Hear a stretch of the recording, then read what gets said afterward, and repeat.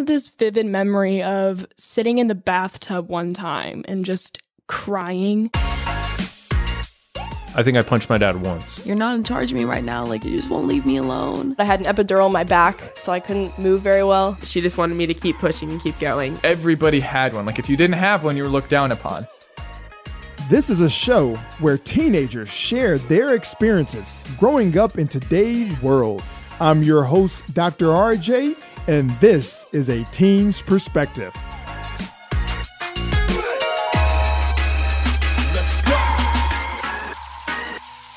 Hello and welcome to A Teen's Perspective.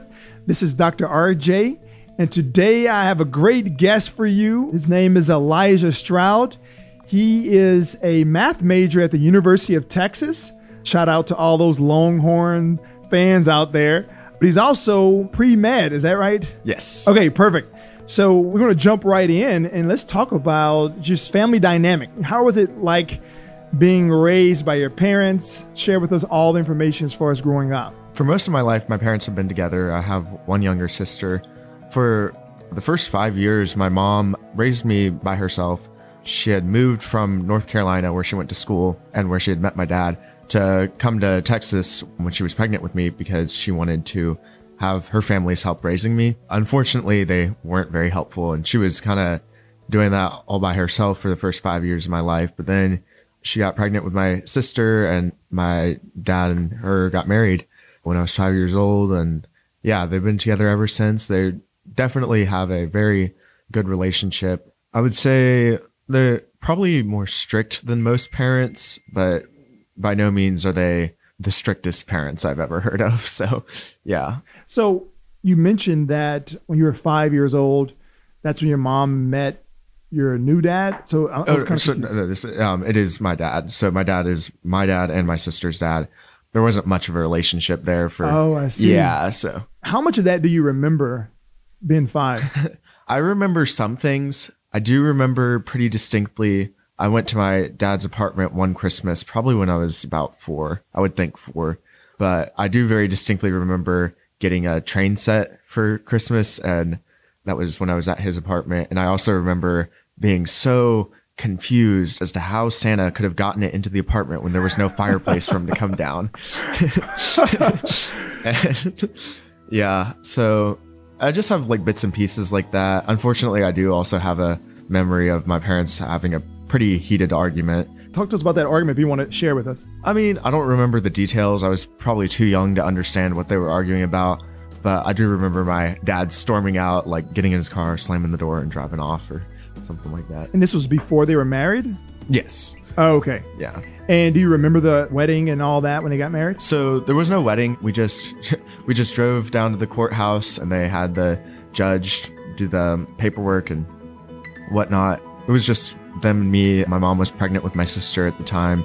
She was due in about a month at that point. So the judge, when everything was said and done, he gave me a little tin of cookies that when you finished all the cookies, it had a slot to become a piggy bank. Oh, cool. So I had that piggy bank for a while.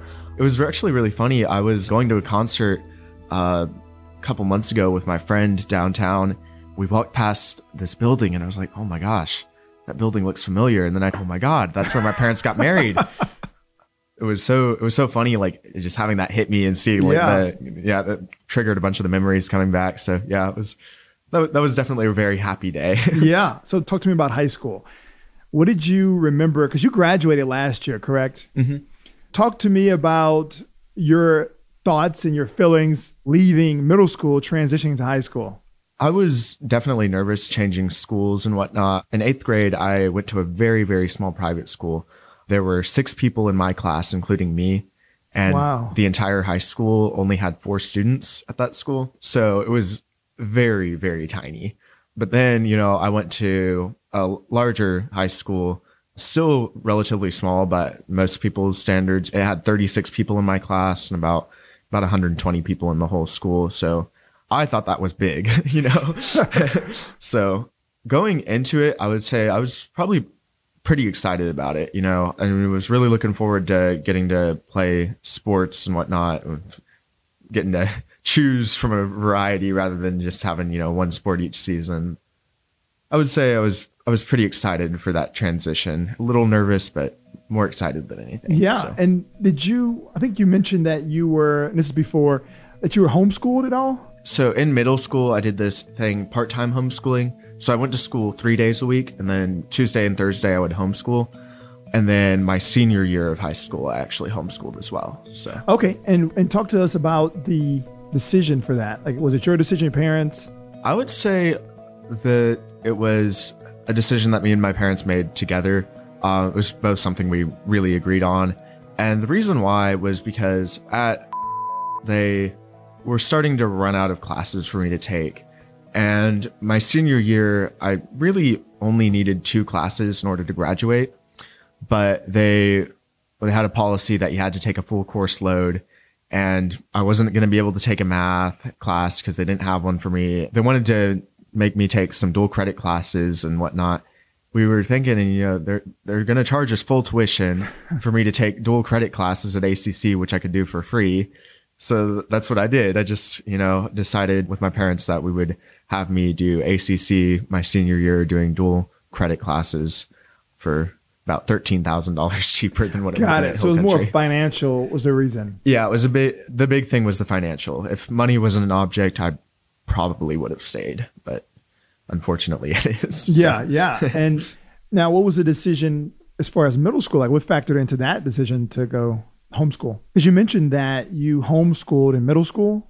Oh yeah, the part-time homeschool. So my family felt pretty strongly about giving me a Christian education and whatnot, and being in a good environment like that. Smaller schools, the community is very close knit and everyone knows each other and everyone's very caring towards each other. And that was a thing that my parents decided was a very high priority when it came to educating me and my sister.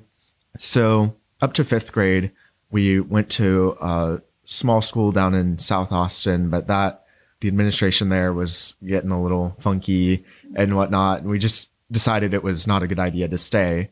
So we were looking at different schools and we came across Academy, which they do the part-time homeschool thing where they go to school 3 days a week and then 2 days a week we homeschooled. And we really liked the idea that my parents could be very involved in me and my sister's education, take that like super active role of being a co-teacher with the school. And I think it was a good experience. Unfortunately, the way did things was probably not the most in line with my family's values, and that's why we did switch to a different school my 8th grade year. The part-time homeschooling I really enjoyed. I would definitely recommend looking into it if that's for people who are thinking about maybe some alternative education styles or just unhappy with their current schools. But yeah, I mean, I noticed that a lot of parents who are not really that informed about homeschooling, one of the first questions that I always hear is about the social aspect. How do you gain that social life in a sense when you're at home most of the time? Yeah, I think that the part-time homeschooling is great for that because, you do go to school 3 days a week. You get to see all your friends. You get to meet a bunch of people there. Even people who are full-time homeschooled, they tend to be a lot more well-adjusted than people expect. And the reason why is, they've got so much time on their hands. They're not restricted to a school day. They get to do extracurricular activities. They can do club baseball. You can do soccer. All sorts of sports are a really great way of doing that. A lot of them will also do like volunteering pretty consistently. Might be really involved with their church. And it's just, there's so many opportunities outside of school that you have to meet other people. And homeschool students, just because they're not restricted by that 8-hour school day, 8 a.m. to 3 p.m. or whatnot, so much homework every night. They have a little bit more flexibility in their schedule to actually be more involved with some of the extracurricular activities, club sports and whatnot. So. Interesting. Yeah. Thanks for sharing that. What issues did you find when you're doing either the homeschooling 100% or you're doing part-time homeschooling? In public schools or any school where you're with your peers for 5 days a week, we hear about the bullying, you hear about the peer pressure, things like that. So did you experience the same? I think that those types of things are just gonna, like, whenever you're around other people, that's just gonna happen. I would say I experienced it to a certain extent, but I think being at a small school, helped mitigate that a lot. People were really close with each other, and it was very difficult for cliques to form and whatnot. That kind of helped everyone be friends with each other. And you have to when you're in a class with, only 30 other people. Everyone knows everyone, and it's really difficult to be not friends with someone when you have to see them in every class every day. Yeah, that's a good point. It's really great because you learn to get along with people, and it's a really good skill to have because you can't pick and choose your friends. Something that I'm really grateful for because it helped me learn how to be more friendly to people and be friends with all types of people, because you just kind of have to learn how to do that when you're at a small school. And in that sense, I think that since everyone has to be friends with everyone, bullying isn't as large of a problem as it might be at a larger school. Oh, okay. Yeah, that's a good point. So when you're thinking about your parents, share with us their involvement through this entire process of transitioning from middle school to high school. I mean, obviously they did some teaching for you, right? I mean, it's the fact that you were in a part-time school situation, but talk to us about their overall involvement with you in school. Is it something that's more like hands-off, like, hey, we trust you to do what you're supposed to do? Or are they more kind of, hey, I'm going to work with you and make sure you get it done? I would say the vast majority of the time they were very hands-off. And the exception of that would be if my grades were starting to suffer. But for the most part, I was pretty self-motivated in getting my schoolwork taken care of. I knew I wanted to go to a good college, so I wanted to make sure that I did that for myself. My parents didn't really have to nag me about it. But if I were to start to do poorly in a class, then they'd take a pretty active role and say, okay, yeah, you're not going to be able to do some of these extracurricular activities until you fix this. That was rarely ever an issue. So yeah, and talk to us about the discipline, because you just mentioned that they'll take away some extracurricular activities. It was usually sports. If I had a game, I couldn't go to the game. I wouldn't be allowed to practice until I got those grades up. They'd also take away electronics privileges usually and whatnot. So, and I'm not sure how much you remember, but what was your reaction to the discipline at the time? I usually thought it was pretty unreasonable because most of the time when I've got those bad grades, it was just a one-off mistake, and I was going to fix it regardless. I didn't need 5 hours a day of extra time to do this. But in my mind, it was like, I don't need you to take these away for me to fix it. I can fix it even with those things. But I think, looking back on it now, it was more of the idea that you need to see that your grades take priority over everything else. And sure, maybe you can fix it without having to stop doing all these things. But it was really just to teach me that the grades always come first. So, yeah. And so when did it click for you when all these things your parents are telling you? As a teenager, usually sometimes you're rolling your eyes. You're like, yeah, you don't know. But at what point did it click to be like, hey, my parents actually know what they're talking about?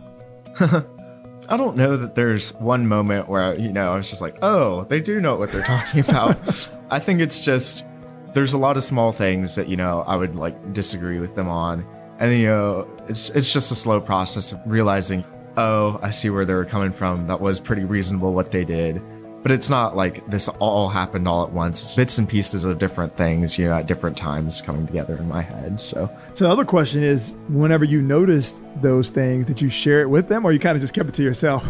I just kept it to myself. I mean, most of the things are pretty small, and it's not something just like, oh, by the way, I really saw y'all looking out for me back on, So no, I didn't really talk to them about it. But I think the biggest thing, is my attitude changes towards them when they ask me to do certain things. Over time, my attitude will get better. And I think that's how they see that, oh yeah, I do understand where they're coming from sometimes. And most teens go through this phase where it's like they are completely at odds with their parents. So I'm not sure if you went through that phase, but if you did, share with us, when did you go through that phase, and more details about, how your interaction. I don't know that I ever did go through a phase where it was super extreme. I feel like I might have had some friends who were just all about rebelling against their parents, but I don't really think I ever did that. There have been some times where I've done some things against their wishes, but I mean, no one period in my life where that was particularly intense, I would say. Yeah, and you mentioned that your friends, they went through this rebellious period. Why do you think kids go through that phase of rebellion? I think it's a need to feel autonomous because, in high school, you're pretty darn near being a full adult. There are certainly some high school students who are adults, but they are required by law to attend school for, so many hours a day. They can't miss school or else they have to go answer to the judge. They have to live with their parents. They can't really get a job to support themselves, or they can, but I mean, the hours that they have to work because of school are so short that they can't make a living wage off of it. 100 years ago, even, a 15-year-old was considered, an adult who would have to take care of themselves. But, now it's everyone's telling you what to do with all your time. And it can almost feel like claustrophobic, I feel like, because the kinds of decisions you get to make for yourself are so small. I joke with my parents that high schools are like little bastions of fascism, and they control what you wear. They tell you like what you can and can't do with your like computer in class and whatnot. And in college, if you don't like a class, you're not going to pay attention. You're just going to end up distracting other people. You just don't go. But in high school, the kids who don't want to be there are forced to be there, and it makes a distracting learning environment for the kids who do want to be there. And I don't know. I think it's just kids tend to rebel because they want to feel in control of something. And that's the way they do it. No, that's a great perspective. Thanks for sharing that. Now, when you look at some of the things that teenagers or how the teenagers rebel, what are some examples of some of the things that you saw or witnessed? A pretty common one was dating. Usually it was someone whose parents didn't want them to date, and they'd get their secret boyfriend or girlfriend. And then another big one was drugs. A lot of kids would end up smoking weed and whatnot. So I find that very shocking. It's because in my experience growing up, it wasn't something really big in high school, I would say. And maybe I was just oblivious to it all. But after working with teens, it's almost like every single teen has experienced either some kind of pressure to do it, or they've seen their friends do it. So why do you think that's there? Like, in high school, why do you think that's such a big thing to do? I think part of it is cultural attitudes toward marijuana specifically. Cultural attitudes towards it have changed. It's become much more acceptable, with states even legalizing it in some cases. So I think in that sense, it's become a lot less shocking and scandalous, and people are less scared of it. And I think that's the biggest part of it. I think if it were something else, you would see an increase in other types of drug usage too. I really don't see high school students when I was in school, they weren't using other sorts of drugs, especially not harder drugs like cocaine or meth.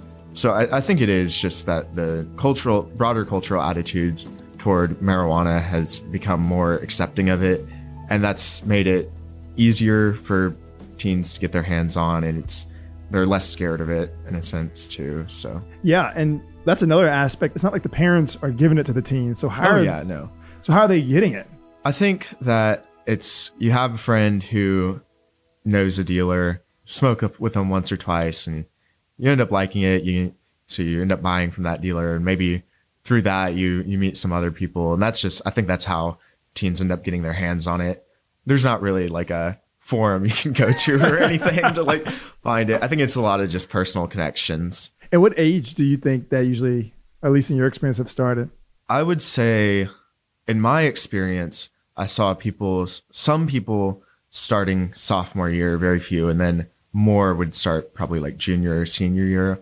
Although I would think there's a big difference between that and public school, because I know even in middle school and like certain middle school, there are a lot of kids who smoke weed. Wow, in middle school? Yeah, it is concerning, to say the least. But I feel like a lot of things like that, more and more kids are starting to do younger and younger. Now, you mentioned that you didn't have that experience. So what held you back from doing that? Like, I'm sure if your friends are doing it, they're like, hey, Elijah, join us. Yeah, I think a big part of it was like being scared of my parents. My mom has the world's most sensitive nose. Like I jokingly call her a bloodhound and what, because she can smell anything. But yeah, I'm always scared of like being around anything like that, because like I know if I'm like even around it, it's gonna like stick to my clothes or something. And like the moment I walk in the door, like she's going, "What's that?" I actually did have a funny experience with this. I was driving my friend, and he Juuls, they don't have a lot of vapor. Like it's a very small amount. We were in his Wait, car. so what are Juuls? Oh, they're the little electronic cigarettes. You know, they're nicotine vapor, but they have a very small amount of vapor, but the nicotine content's very high. But my friend used it once in my car, and just that small amount of vapor managed to stick on my clothes. And as soon as I walked in the door, my mom, "Why do you smell like vape?" So what does that actually smell like? I've never been around it. I never smelt it. Oh, really? They have different flavors. They smell like what the flavor is. One of their popular flavors is like mango. Mint is pretty popular. And it's not something you can get confused with like cologne. I would say it has a pretty distinctive sweet smell. So Oh, like I cologne, see. yeah, cologne doesn't usually smell sweet. It smells a little bit like candy in that sense. But Interesting. So your mom yeah. was... Yeah. So Now, let's say, for instance, you did smoke weed and you did use the Juuls and she found out. What do you think would have been the consequence? I don't really know. So I have had friends who did smoke, and when my mom did find out, she wouldn't let me hang out with them anymore. So certainly whoever I was doing it with wouldn't be allowed around them anymore. As for personal consequences, you know, I know I would have lost privileges to a car. Almost certainly probably would have lost my phone. I imagine they might let me keep a computer just because schoolwork requires it, but I wouldn't have been allowed to participate in extracurriculars. Life for me would have been wake up, go to school, do homework, go to sleep, and that's about it. And that's not a fun life to live. So I tried to stay away from that as much as possible. So it sounds like when you mentioned you were scared of your parents, it seemed like you kind of know the consequences to actions and you make decisions based on that, which is awesome. But I would say not every teen thinks that way. Some teens, even with the consequences, they're like, hey, I'm still going to do it. Even though the parents may catch them, they do it again. So what do you think is the mindset of those teens that do that? I think with certain things, it can be addiction, but even with non-addictive things, it's probably the whole aspect of just wanting to feel like you have some control over your life in a large way. And even with the consequences, that when those consequences are enforced, that feels like losing more control, which leads to a cycle of like wanting to get back the control. And I think that's just... it turns into a bit of a vicious cycle sometimes. So yeah. And so I have two kids. So I have a 2-year-old and a 6-month-old, and they are so different. Even at the 6-month-old, I can already see personality differences. So how much, I guess you would consider yourself a good kid. I mean, I know you, so I know you're a good kid, but how much of that you think was just born? You were just born that way. And other part was like your parents molding you to be that way. There's certainly a big aspect of how someone's born, but I think that how a kid is raised has more to do with that than anything. You know, actually in one of my seminar classes I'm in right now, we spent a day talking about something similar. It was when you see people who are like super high achieving in something, how much of that was they were just born to be good at that, and how much of it was they were, in a sense, trained to be that way.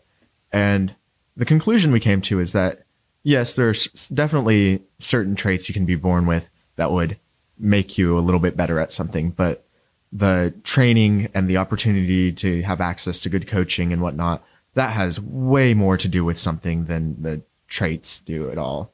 So I think it is very similar when it comes to raising a kid. Certainly there will be some that might be a bit more impulsive than others, but I think just the way kids are raised has more to do with how they end up acting later in life than any innate trait they're born with. Yeah, that's great information, because I noticed that in my own experience, because I coach teenagers, and that's exactly what I noticed too. The teens that I coach, I see great amount of success, more so than they were before they coached. And it's not necessarily, I think that I'm just that great of a coach, but it's a lot of it is just, like you mentioned, the training, learning certain techniques and tools. And even whenever you pursue a goal, right?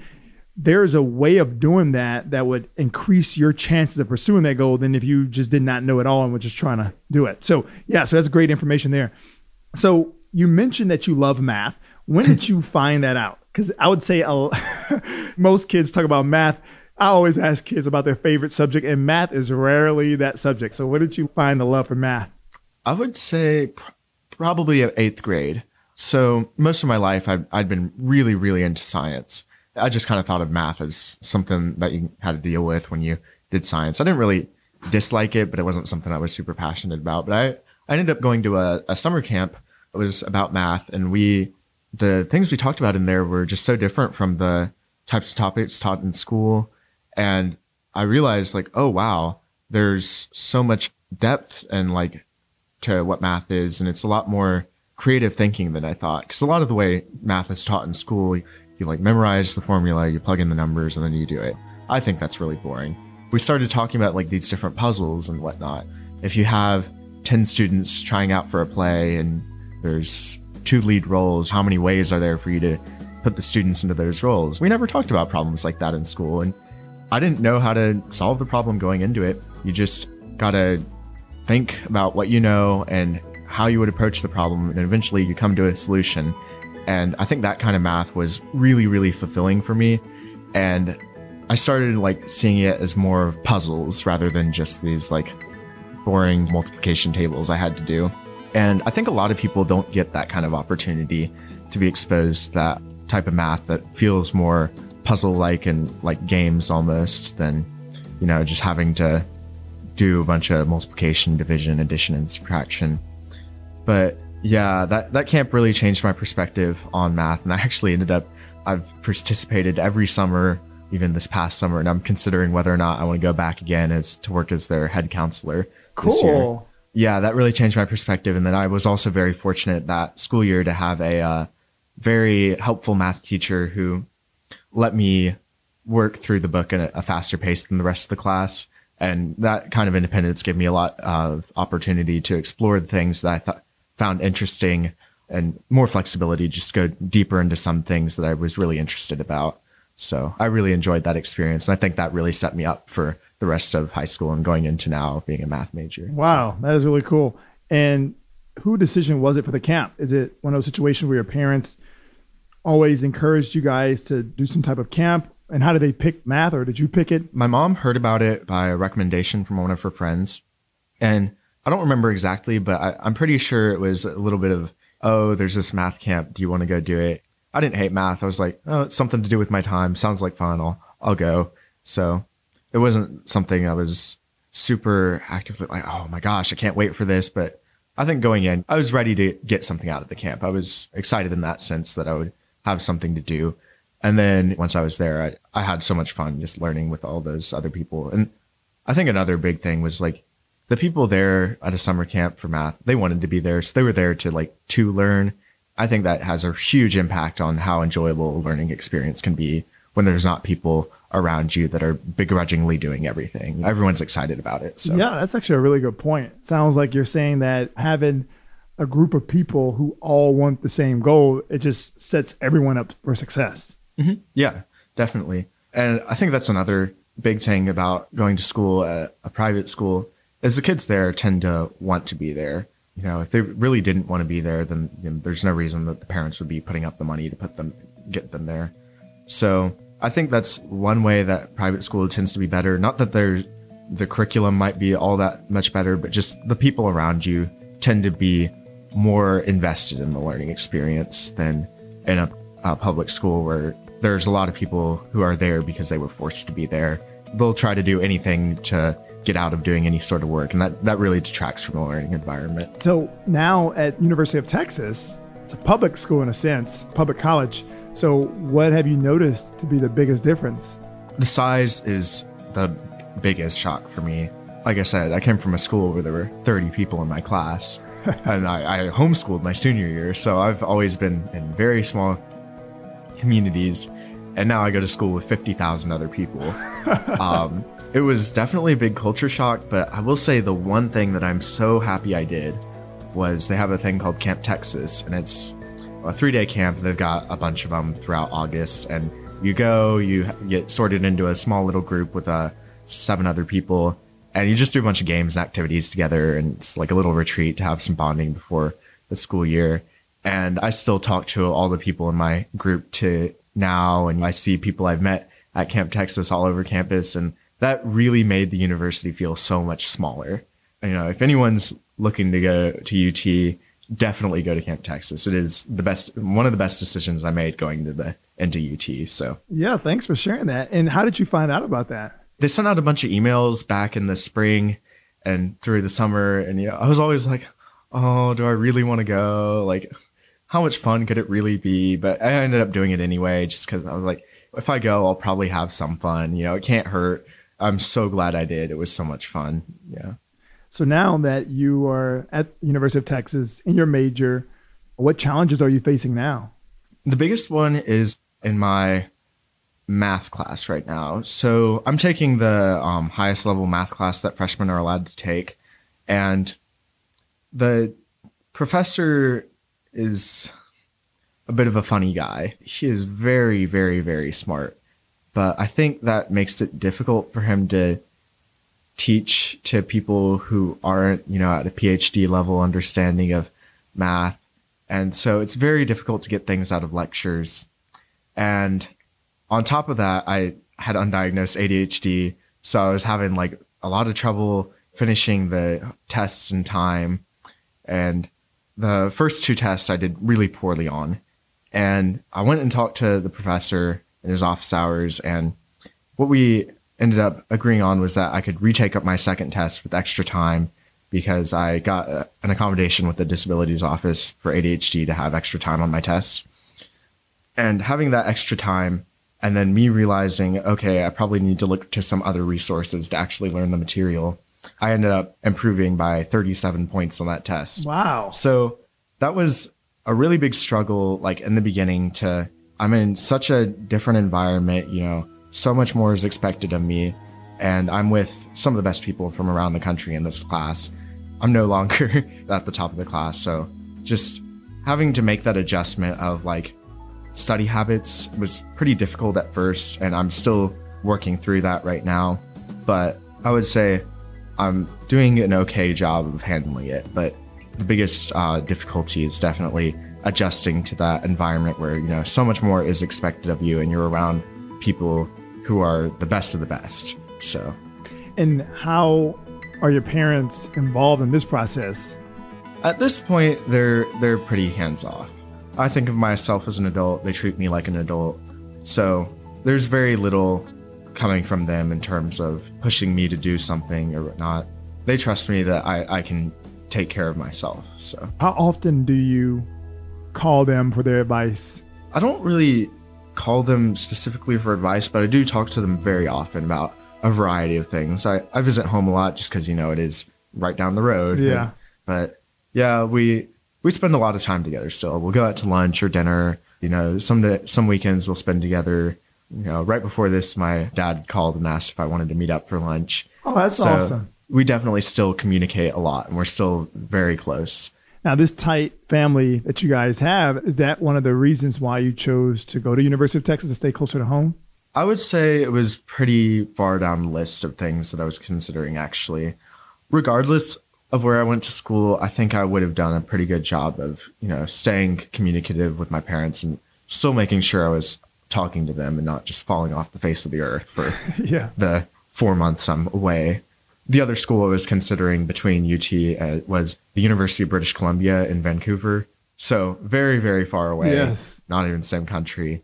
But I would say closest to home was not something that I was considering all that much. It was, for me, it was more about, what opportunities was I going to get to have to work with faculty? What kind of classes was I going to get to take? What clubs were available? So now you mentioned that you just discovered that you had ADHD.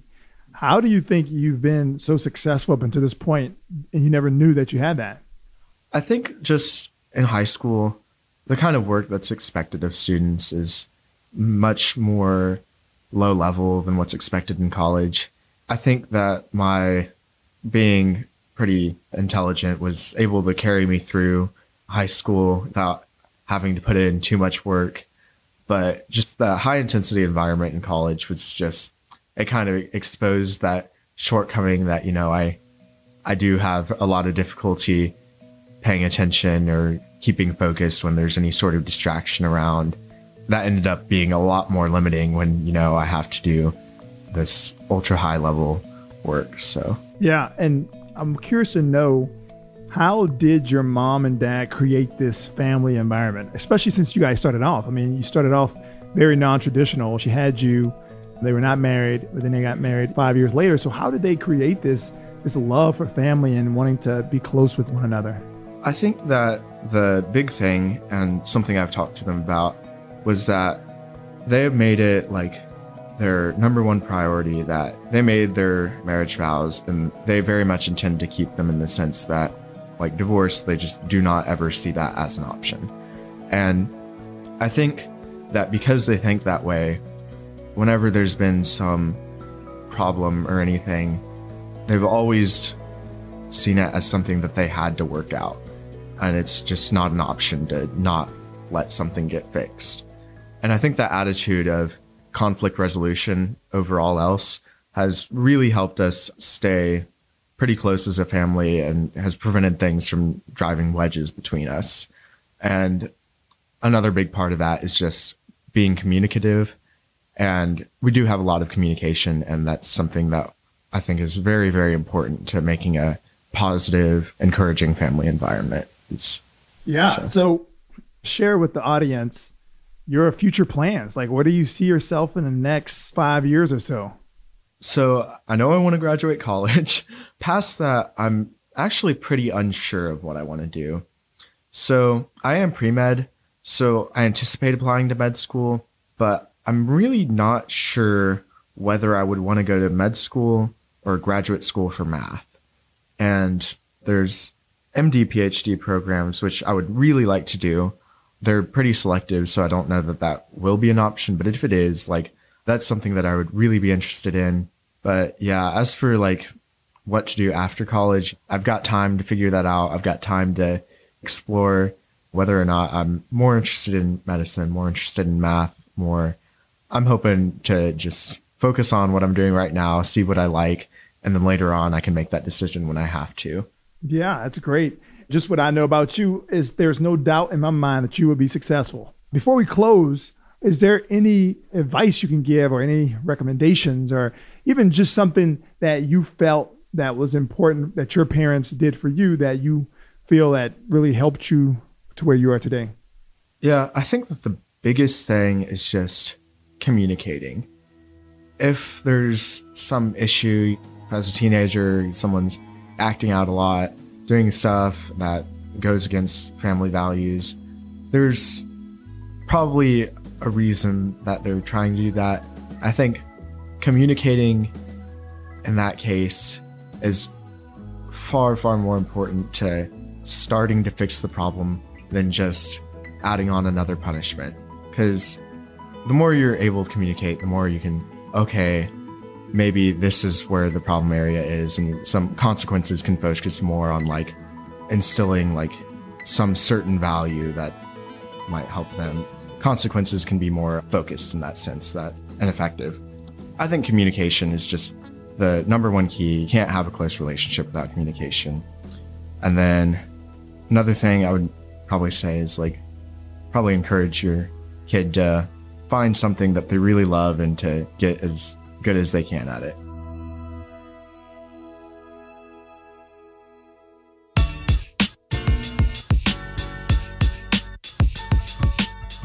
When it comes to teenagers, coaching is so effective because we use proven techniques that help teens identify goals and develop actionable plans to achieve them. If you're a parent and you want to learn how to use these coaching techniques to coach your own teen, visit us at coachyourteen.com. Elijah has had experiences with all the different types of schools. He's tried some private schools, some homeschooling, and a little bit of public schooling. So my question for parents is, which type of schools would you prefer? Would you prefer to send your kids to private school? You want to homeschool them? Do you want to send them to public school? Or maybe you want to do a combination of both. So make sure you join our Facebook group so we can hear your thoughts. You can find us by searching A Teen's Perspective. As it relates to Elijah's interview, there's a lot to discuss. But what I really want to share with parents is how to have a conversation with your teen about drugs and vaping. The way that I'm going to show you how to have this conversation will give you much insight about your teen's knowledge about vaping and drugs, and you may even be able to pick up whether they have tried it or not. Obviously, you could just ask your teen. You can just interrupt your teen while he's playing video games and say, "Hey, have you tried vaping?" My guess is you won't get much success with that technique. This technique that I'm going to share with you is very, very simple. Allow your teen to teach you about drugs and vaping. And there are many advantages to doing that. One, it gives you insight on how much they know about drugs and vaping. Two, it will get your teen talking about it because teens love to educate their parents. And then finally, you may be able to pick up in the conversation whether they've tried it or not. I'm going to share an example with you. You want to wait until your teen is not busy and they're just having casual conversation with you. And you interrupt the conversation by saying that you heard about something about vaping or drugs. I mean, basically, it could be an article you read. It could be this podcast. You really want to tell the truth. Don't lie. Basically, go read about vaping earlier that morning and bring it up to your teen and tell them, I came across this article about vaping. Like, what is all this about? So in other words, you want to act completely clueless about vaping or about drugs, right? Because it gives them the opportunity to educate you on it. So just ask questions, act like you don't know anything about it. And honestly, for some parents, they may not know a lot about vaping. I didn't know anything about vaping until I started this podcast. I had to go do a lot of research about it.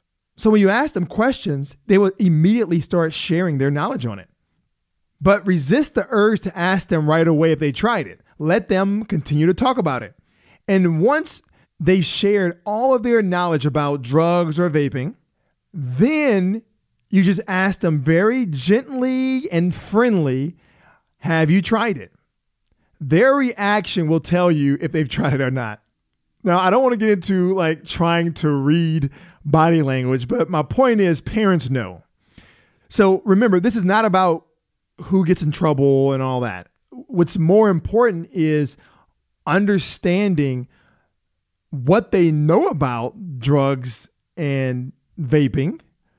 And if they're trying it, making sure that they're educated about it. Because as you know, there's a lot of misinformation. In fact, I've had conflicting information on my podcast of teens sharing with me about vaping. That's why I had to go look it up. So that goes to show you of the misinformation's out there. A lot of teens believe that vaping has little to no nicotine, and that's just simply not true. The value of having this conversation is not about trying to trap your teen. It's all about making sure they have the right information and they truly understand the effects of what they're choosing to do.